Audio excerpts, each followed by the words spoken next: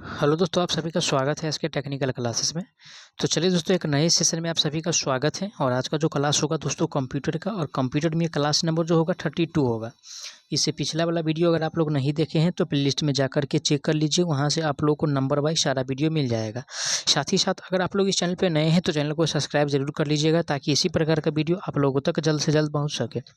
तो चलिए पहला प्रश्न से स्टार्ट करते हैं। पहला प्रश्न दिया है कि विंडो एक्सपी होम वर्जन के लिए निम्नलिखित में से कौन सी सुविधा उपलब्ध नहीं होती है। जो नहीं होता है उसके बारे में पूछ रहा है। तो ऑप्शन ए में कह रहा है कि automatic software installation and maintenance, B में कह रहा है कि वायरलेस कनेक्शन, सी में कह रहा है फास्ट स्टार्टअप, और हेल्प सेंटर। तो सबसे पहले हम बता दें दोस्तों, तो वायरलेस का जो कनेक्शन इसमें मिलता है, साथ ही साथ फर्स्ट स्टार्टअप का भी कनेक्शन मिलता है, और हेल्प सेंटर का भी कनेक्शन मिलता है, यानी कि सुविधा मिलता है। लेकिन जो नहीं मिलता है, प्रश्न में जो पूछ रहा है कि नहीं मिलता है, यहाँ पे देख लीजिए वो वाला हमसे पूछ रहा है। और ये जो नहीं मिलता है दोस्तों, ऑटोमेटिक सॉफ्टवेयर, ठीक है, automatic software installation and maintenance, ये नहीं मिलता है इसके द्वारा। विंडो एक्सपी का जो फ्यूचर है इसमें ये नहीं मिलता है। तो करेक्ट आंसर ऑप्शन इसका ए सही हो जाएगा, क्योंकि जो प्रश्न पूछ रहा है उसका आंसर राइट ए सही हो जाएगा। अगला प्रश्न दिया है कि निम्नलिखित विकल्पों में से विषम की पहचान करें। तो सबसे अलग को हमको पहचानना है। तो सबसे पहले एफटीपी का मतलब क्या होता है। तो एफटीपी का मतलब होता है फाइल ट्रांसफ़र प्रोटोकॉल होता है। क्या होता है? फाइल ट्रांसफ़र प्रोटोकॉल होता है, ठीक है ना, फाइल ट्रांसफ़र प्रोटोकॉल होता है। उसके बाद बात किया जाए एचटीटीपी का, तो हाइपर टेक्स्ट ट्रांसफ़र प्रोटोकॉल होता है। क्या होता है? हाइपर टेक्स्ट ट्रांसफ़र प्रोटोकॉल होता है, ठीक है, हाइपर टेक्स्ट ट्रांसफ़र प्रोटोकॉल होता है। उसके बाद नंबर आता है एसएमटीपी का, तो सिंपल मेल ट्रांसफ़र प्रोटोकॉल होता है। क्या होता है? सिंपल, ठीक है। उसके बाद हो जाएगा क्या? तो सिंपल मेल ट्रांसफ़र प्रोटोकॉल होता है, ठीक है, ट्रांसफ़र प्रोटोकॉल होता है। अब रही बात कि सबसे अलग वाला को पहचान करना है, यानी कि विषम। विषम का मतलब क्या है? यानी कि जो ऑप्शन 4 दिया है इसमें से 3 को छांट लीजिए, 4 जो दिया हुआ है इसमें से 3 को छांट लीजिए, और जो बच रहा है वही मेरा आंसर हो जाएगा। तो एसएमटीपी, एफटीपी और एचटीटीपी एक प्रकार का, यानी कि फाइल को ट्रांसफ़र करने वाला या रिसीव करने वाला ये सुविधा प्रदान करता है। लेकिन एसएपी के द्वारा जो है ये सबसे अलग ये फंक्शन इसमें दिया है। तो करेक्ट आंसर जो होगा ऑप्शन इसका बी सही हो जाएगा, क्योंकि बी में जो दिया हुआ है एसएपी दिया हुआ है। अगला प्रश्न पे चलेंगे।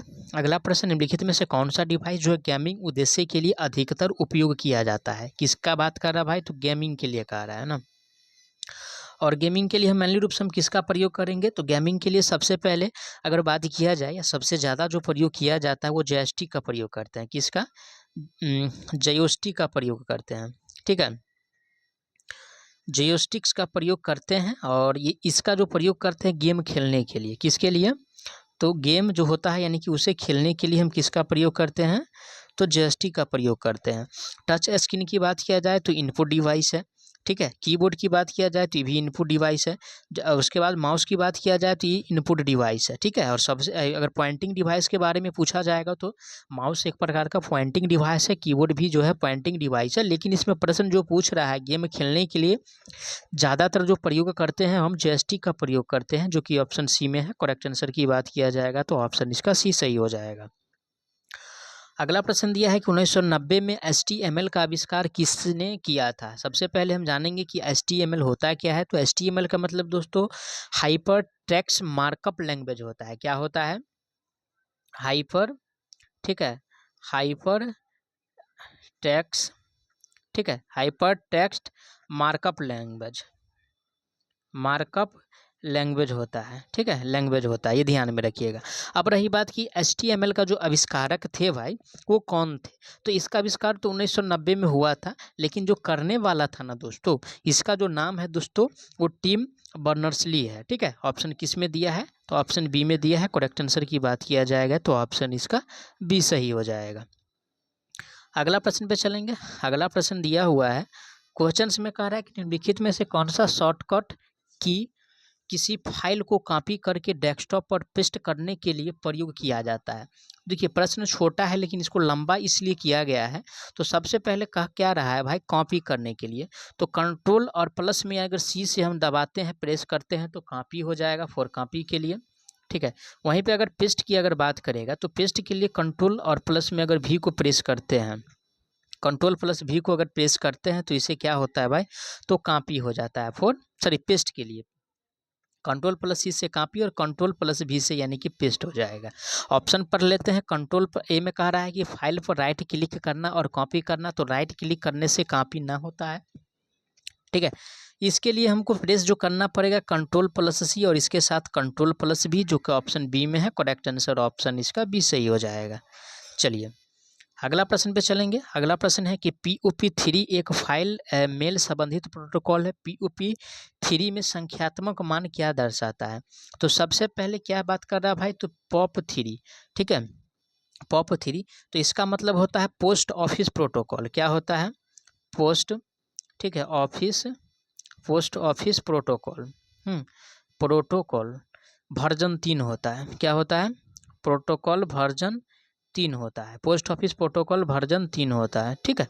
अब रही बात कि प्रश्न में जो पूछ रहा है संख्यात्मक वाला वैल्यू जो होता है उसके बारे में हमसे पूछ रहा है, और संख्यात्मक वाले वैल्यू को जो कहा जाता है दोस्तों वर्जन कहा जाता है। यानी कि पोस्ट ऑफिस प्रोटोकॉल का जो वर्जन होता है, जो कि ऑप्शन डी में दिया है पॉप का वर्जन, तो करेक्ट आंसर ऑप्शन इसका डी सही हो जाएगा।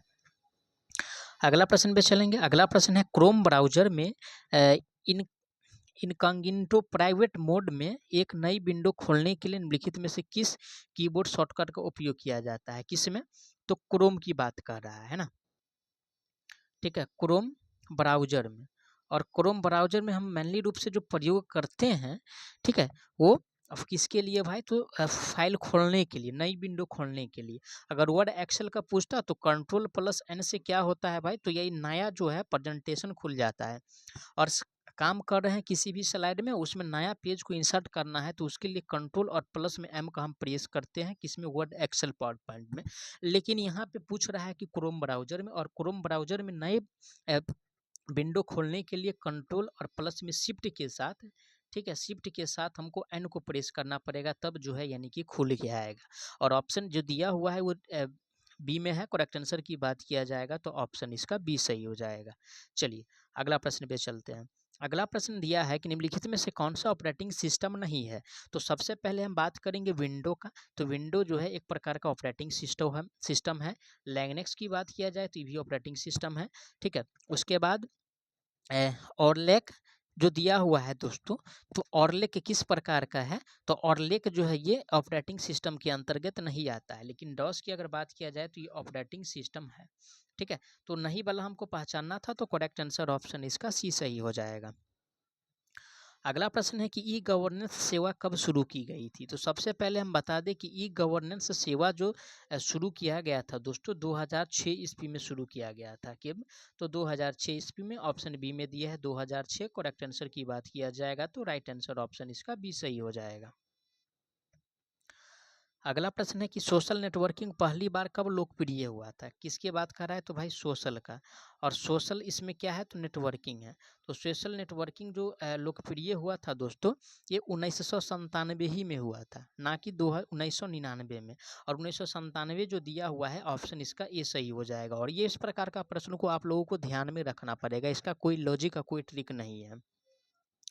अगला प्रश्न है कि पहला पेज जो हम वेबसाइट पर देखते हैं उसे क्या कहते हैं? यानी कि फर्स्ट पेज की बात हमसे पूछ रहा है, ठीक है। तो फर्स्ट पेज जो हम वेबसाइट पे देखते हैं उसके अगर नामकरण की अगर बात किया जाएगा तो उसे होम पेज कहते हैं। क्या कहते हैं? तो होम पेज कहा जाता है, ठीक है। क्या कहा जाता है भाई? तो होम पेज कहा जाता है। और होम पेज ऑप्शन किस में दिया है? तो ऑप्शन ए में है। करेक्ट आंसर की बात किया जाएगा तो ऑप्शन इसका ए सही हो जाएगा। अगला प्रश्न है कि यदि आप दूसरे पर्सन के पास मैसेज भेजना चाहते हैं जो ओरिजिनल रिसिपेंट्स लिस्ट में नहीं था तो डैश कमांड का प्रयोग करेंगे। तो उसके लिए हम सबसे पहले फॉरवर्ड का प्रयोग करेंगे। किसका? तो फॉरवर्ड का हम प्रयोग करेंगे। और फॉरवर्ड जो दिया हुआ है ऑप्शन ए में है। करेक्ट आंसर की बात किया जाएगा तो ऑप्शन इसका ए सही हो जाएगा।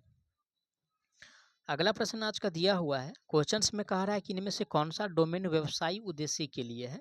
तो सबसे पहले .org ये जो है, ठीक है ना, .org जो रहेगा तो दोस्तों ये ऑर्गेनाइजेशन का है, ठीक है, ऑर्गेनाइजेशन का। अगर .edu है तो ये एजुकेशन का है।